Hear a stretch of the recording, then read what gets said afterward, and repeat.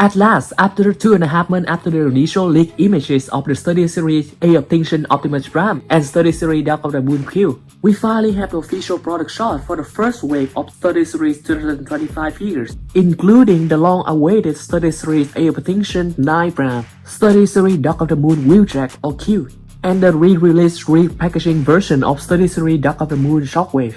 Furthermore, we even have in-hand images and videos for these new study series figures, thanks to the official livestream of Hasbro Pulse. Through these images and videos, we definitely have a lot to discuss about, regarding not only the figures details but also the packaging. Now let's dive into our first figures. The first one on the list is of course study series Dark of the Moon Wheeljack, aka Q. The very first image of this guy floating around on the internet definitely did not do this guy justice at all, in comparison to the official product shot of the figures, which showcase the modded details of both the robot mode and the vehicle modes very effectively. Along with this brand new robot mode, we also see that we have a brand new design for packaging going forward for the study series line, which I would like to discuss further later in the video.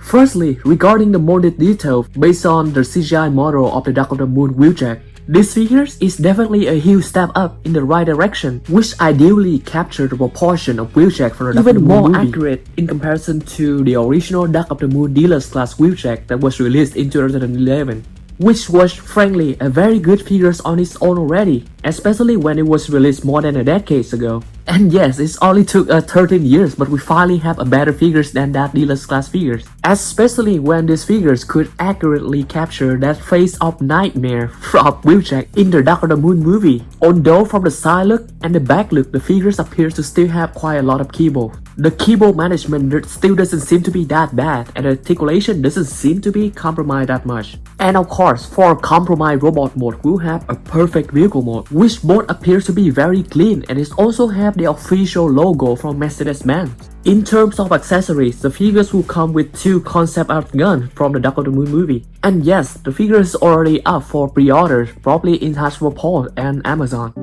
Next up, we have the official study series Extinction knightprime, which also got a very bad looking first image, which did not look even much better with more accurate colors being generated onto the figures. On the other hand, the new product shot definitely showcased the overall proportion and the modded details on the figures much better. At a first glance, we can definitely see that the figures share a lot of similarities in comparison to the original The Last Knight Warrior class Optimus Prime, in a sense that they share very similar leg design, head design, and the backpack design. But after taking a longer time to look, we can definitely see that the engineering definitely got improved quite a lot, and some parts go to different places. The backpack is a clear example of this, in terms that it definitely look quite a lot different in comparison to the Voyager class The Last Knight version. But yes, in overall, this figure will still have a quite big backpack. However, the keyboard management of other areas like on the legs, they actually got distributed more evenly with these figures, resulting in a much cleaner leg design from both the side look and the back look of the figures, in comparison to the leg design of the Last Knight Voyager class figures. Of course,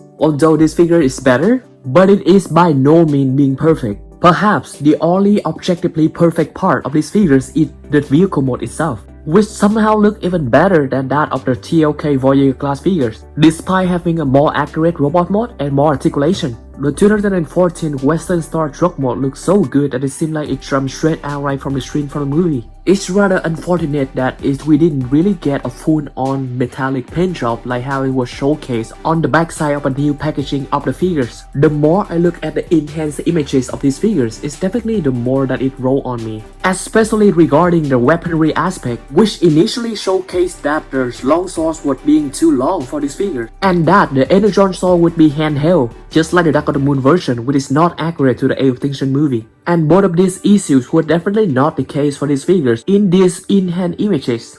The long sword appears to be the perfect size, which is long enough to allow him to casually perform this iconic mode in The Last Knight and Extinction movie. As for the Energon sword, it definitely can skip being handheld and can be plugged directly into the arm of Optimus Prime, which will be much more accurate to how he used the Energon sword to fight with Galvatron in the Extinction movie. And as we also expected for the shield, which clearly have some similar in between. The shield can definitely be split in the middle and transformed into the gun that Optimus used in the Extinction and The Last Knight movie.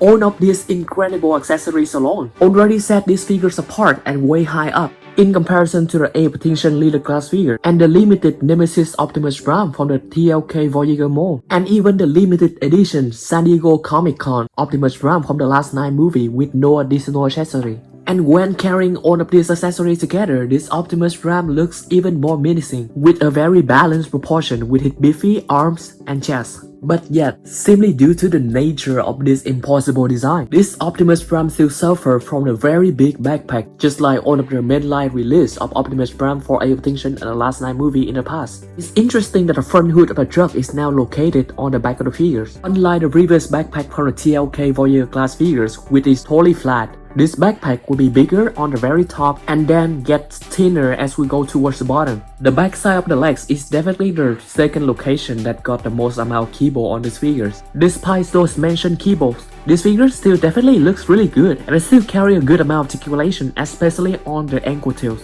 At the end of the day, this is still a transformable figure, hence we can already expect that there will be some compromises being made on the robot mode or the vehicle mode.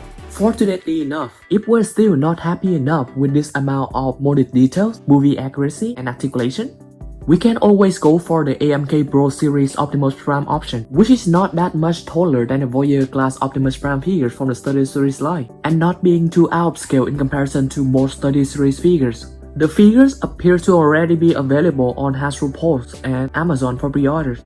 And the next version that we're gonna talk about is the Study Series re-release version of Shockwave, which appears to be the exact same figures as the previously released Study Series number 56 version. Shockwave will still come with 3 minifigures including one parachute troop, Brain and Willy. The transformation will still stay the same that result in the concept art vehicle mode. The most noticeable aspects in here is that Shockwave will come with a totally different packaging, with no Dark of the Moon backdrop, with no Study Series ID number, and of course with no plastic protective window, which simply make this new packaging look like a toy instead of a collector piece, like how the Study Series used to aim to be. And worse, even the concept art photo that they use on the packaging, they don't even look movie accurate and look just like a cheap toy. Although we can understand that Hasbro and Takara need to cut costs so that they don't have to keep raising the figure prices. From that point of view, it's understandable that they can get rid of the backdrop so that every single figure can use the same backdrop and that they can cut the window plastic part out.